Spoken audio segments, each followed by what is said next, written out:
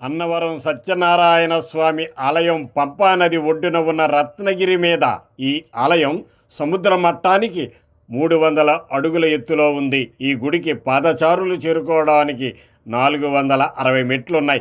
ప్రధాన ఆలయం రథాకారంలో ఉండి 4 దిక్కుల్లో 4 చక్రాలతో ఉంటుంది. ప్రధాన ఆలయానికి ఎదురుగుండా కళ్యాణ మండపం ఉంటుంది. ఈ కళ్యాణ మండపం ఆధునిక నిర్మాణానికి చాతుర్యానికి ఒక మచ్చు తునక. నవదుర్గ ఆలయం, రామాలయాలు పక్కపక్కనే కనిపిస్తుంటాయి. ఆలయ రూపం అగ్ని పురాణంలో చెప్పినట్లు ప్రకృతిని తలపిస్తూ ఉంటుంది. ఈ ఆలయం ప్రాకారం 2 అంతస్తుల్లో ఉంటుంది. కింద భాగంలో యంత్రం, పై అంతస్తులో స్వామి విగ్రహాలు ఉన్నాయి. స్వామి విగ్రహం 4 మీటర్ల ఎత్తు ఉంది. క్రింద గర్భగుడి ఉన్న భాగాన్ని విష్ణుమూర్తిగా అర్చిస్తారు. మధ్య భాగంలో ఉన్న దానిని శివునిగా పూజిస్తారు. మూల విరాట్ అంతా ఏక విగ్రహంగా ఉంటుంది.